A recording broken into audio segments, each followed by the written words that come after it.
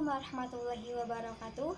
Saya Vina Rantika, NIM 1908107144 dari kelas PGMI 3D, Fakultas Ilmu Tarbiyah dan Keguruan, IAIN Syekh Nurjati Cirebon.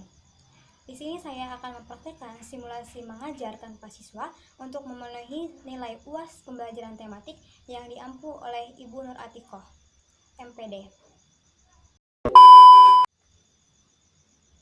Assalamualaikum warahmatullahi wabarakatuh. Bagaimana kabarnya anak-anak? Alhamdulillah baik semua ya. Oke, sebelum kita mulai pembelajaran hari ini, alangkah baiknya kita berdoa terlebih dahulu. Berdoa dimulai. Berdoa selesai. Oke, selanjutnya Ibu akan mengecek kehadiran. Apa ada yang tidak hadir? Ada. Siapa? Reza, izin. Oke, nggak apa-apa.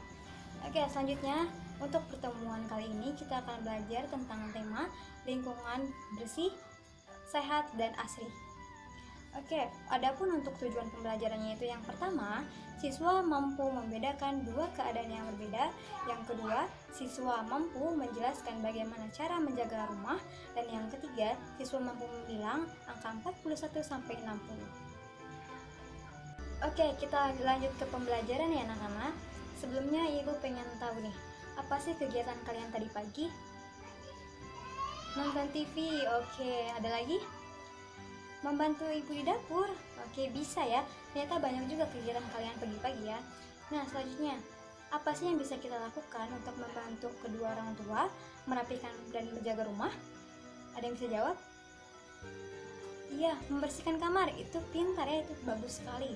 Nah, selanjutnya ibu mempunyai dua gambar rumah, di kanan ibu dan di kiri ibu. Nah, ibu pengen tanya nih, mana yang lebih indah? Mana gambar yang lebih indah? Yang kanan? Iya. Terus, mana yang lebih nyaman untuk ditinggali? Siapa yang bisa jawab? Iya, gimana? Yang kanan juga, oke. Dan yang terakhir itu, mana yang sebaiknya terjadi di rumah kita? Yang kanan lagi, oke. Jadi kesimpulannya, menurut kalian itu yang kanan ya, karena yang kanan itu lebih indah, lebih nyaman untuk ditinggali, dan juga yang sebaiknya terjadi di rumah kita. Karena apa?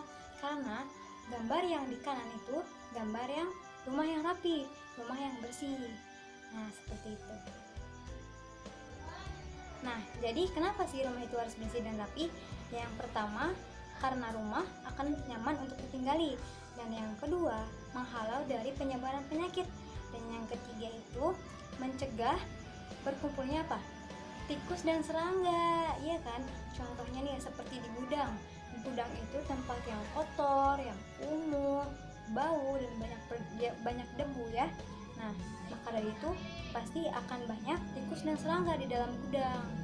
Nah, yang terakhir itu mencegah atau mengurangi stres. Nah, selanjutnya ada yang tahu nggak sih cara kita untuk menciptakan rumah yang bersih dan rapi? Ada yang tahu? Iya, Lili. Bagaimana? Pintar, rutin membersihkan rumah ya. Ada lagi? Iya, membersihkan barang setelah digunakan. Nah, kalau misalkan kita udah menggunakan barang atau mainan atau apapun, lebih baik itu langsung dibersihkan atau dirapikan agar rumah kembali bersih dan rapi. Sekarang Ibu akan membagi beberapa kelompok berpasangan. Langsung aja dengan teman sebangku ya, karena tadi ada yang izin, jadi yang satu orang ikut ke teman yang lain. Oke, jadi itu 3 orang. Oke, nah jadi tugasnya itu kalian berdiskusi dan menceritakan bagaimana keadaan rumah kalian masing-masing. Oke, silahkan. Oke, sudah? Nah, jika sudah, nanti teman sepasang kalian akan menceritakan kembali apa yang terjadi di rumah kalian ya. Nah, anak-anak, jika kita berbicara tentang membersihkan rumah, Ibu pengen tahu nih, pernah nggak sih kalian membersihkan rumah? Iya, pernah. Jarang? Oke, nggak apa-apa ya, jarang juga. Oke, ada beberapa rumah yang di sekitarnya itu atau di halamannya itu ada pohon besar. Nah, di sana pasti ada daun-daun yang berjatuhan berserakan. Nah, dari situ kita bisa membersihkannya loh. Nah, setiap kita membersihkan dengan cara menyapu misalkan, pasti ada beberapa atau kerikil-kerikil kecil atau batu-batu kecil yang terbawa, kan? Nah, sekarang kita akan ke halaman sekolah untuk mengumpulkan 60 lembar daun dan juga 60 kerikil atau batu. Oke, sekarang kita ke halaman.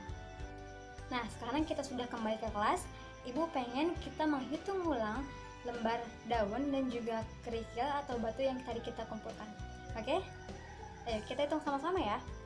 1, 2, 3, 4, 5, 6, 7, 8, 9, 10, 55, 56, 57, 58, 59, 60. Oke, pas ya, ada 60 lembar daun dan juga 60 batu atau kerikil.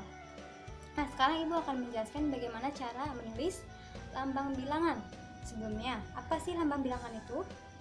Lambang bilangan itu biasanya kita kenal dengan sebutan angka, ya. Dan cara menulisnya itu misalkan 40. Kita tinggal menulis angka 4 dan angka 0 secara berdampingan. Begitu juga seterusnya. 41 tambahkan 4, kita tulis 4 dan juga 1. Dan seterusnya. Nah, kalian juga bisa menulis lambang bilangan dari 41 sampai 60 di buku siswa. Oke, di buku tulis kalian. Iya. Nah, Ibu juga mau ngasih tugas kalian untuk menulis lambang bilangan dan juga nama bilangan di buku tulis. Ada yang tahu perbedaannya? Ya, kalau lambang bilangan itu seperti tadi yang biasa kita sebut dengan angka. Kalau misalkan nama bilangan itu penyebutannya. Misalkan nih, angka 11. Nah, cara menyebutnya itu 11. 11-nya adalah lambang bilangan dan kata 11 itu adalah nama bilangan. Nah, nanti kita bisa belajar berhitung lagi ya dengan benda-benda yang akan Ibu kasih. Oke, cukup sekian pembelajaran kita hari ini. Jadi kesimpulannya itu, rumah kita itu harus bersih dan juga rapi. Karena apa? Karena itu sangat penting. Dan bagaimana cara kita menciptakannya? Yaitu yang pertama, kita bisa membersihkan rumah secara rutin setiap hari. Oke. Dan yang kedua itu, setelah kita menggunakan barang atau apapun, kita bisa merapikannya kembali agar rumah tetap bersih, rapi, dan nyaman. Oke. Dan lambang bilangan itu yang bisa kita disebut dengan angka, sedangkan nama bilangan itu cara penyebutan angka tersebut. Nah, nanti kita bisa atau kalian bisa mempelajari lebih lanjut atau lebih dalam tentang materi yang kita pelajari hari ini. Sebelum kita tutup, lebih baik kita berdoa. Berdoa dimulai. Berdoa selesai. Oke, kurang lebihnya mohon maaf. Wassalamualaikum warahmatullahi wabarakatuh.